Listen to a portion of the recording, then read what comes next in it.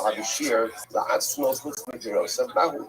However, against will say so. Let's say, so now, let's see, that's not how it works. So when Shimon the tree to Reuben and the fruit to Shimon, what is he conveying to Shimon? Just the fruit, no part of the tree. And if that's what you're conveying, it's going to be flawed. What happens in a different kind of case?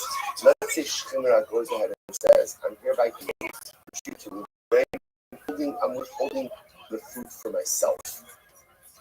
So what is that? In other words, do we say that when he holds back the fruit for himself, he's holding back a piece of the tree for himself as well?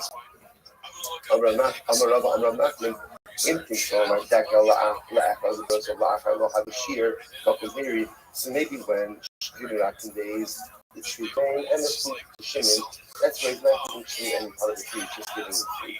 However, maybe when Shimon gives the tree to Reuben and retains the fruit for himself, maybe Shimon does retain part of the tree for himself. Why? My time off. This is profound. I'm saying? Because in any transaction, I'm withholding something for myself. If you count on one thing it is, I'm going to be generous for me. And therefore, when I go ahead and I retain the fruit, what am I doing? I'm retaining part of the tree for myself as well. So maybe when I'm conveying to someone else, right? When Shimon conveys to someone else, he's giving Shimon the fruit and no part of the tree. Shimon is retaining ultimately again his fruit for himself. There's no question that what? He's retaining part of the tree for himself as well.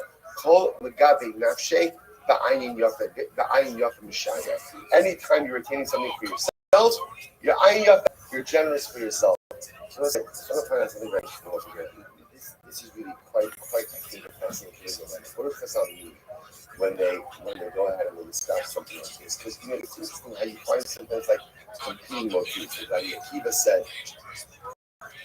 Kolamo ayin yafamoka. Whenever you go out and you sell, you have the spirit of generosity, right? You always want to give more. And yet here again, the Gemara is saying that when you're retaining something for yourself, you're looking out for yourself. So we'll say, sorry, this is interesting. This is very important in general in interpersonal dynamics that serve their own interests. And that's not a bad statement. It's not a bad statement. It's just at the end of the day, a person has to look out for themselves. And therefore, by definition, by default, is not even thinking about it. When a person engages in something, a person asks themselves one simple question: is this, what's in it for me? And again, let's say, sometimes you say this, it sounds like it's so cynical and so sarcastic. It's not. Deep down, remember again, the strongest human instinct is self-preservation. And self-preservation manifests itself in many different ways. And at the end of the day, by the way, it's not a bad thing because this also fuels a lot of personalistic advancement. Same thing even around lookingness. And this also around lookingness. I'm going to do something. I ask myself, what's in it for me? What's in it? I'm going to do it. And I'm going to do it. This goes in all different directions. Like Chazal say, right? When a person sins,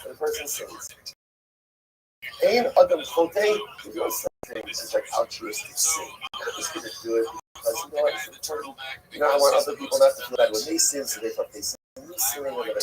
Hey, why do I do that, right? I want something.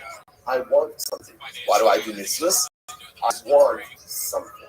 Why do I learn Torah? I want to. And by the way, to want something out of lookingness can be, I want reward in the next world, I want reward in this world, I want to be geschmack of feeling good from lookingness, right? I want to feel good when and this is incredibly important because we know our human interactions that everybody wants to get something out of whatever it is that they're doing.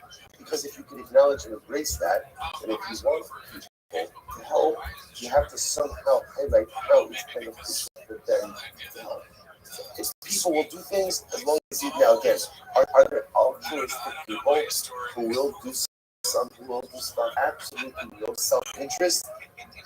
Absolutely. Sometimes it's hard to gather and listen to those people. But they do it, and that's why you stumble upon people like that. You're like, wow, you have no self-interest, right? So I just want to point out, self-interest is not a bad thing. It is thing that stems from that most basic instinct of self-preservation. There's certain dynamics, there are certain personal dynamics. If you just understand it, you can utilize it to your benefit. You want people to do things, if you need people to do things, you need ultimately to understand, you need to make them understand how it benefits them. If it benefits, you'll be able to onboard them.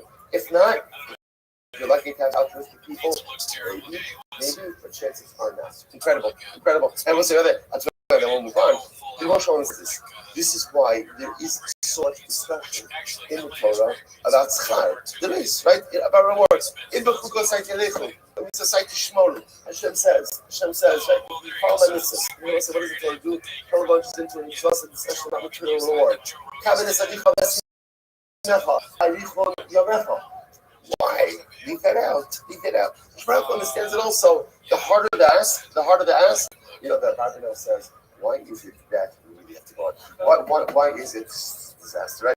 Why is it so much on so little time? Why should why is it that the Torah says, by honoring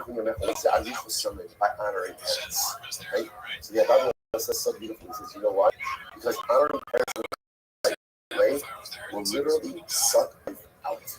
It literally will deplete you of your emotional resources, of your physical resources. It could literally Shmuel says, I promise, it got your back.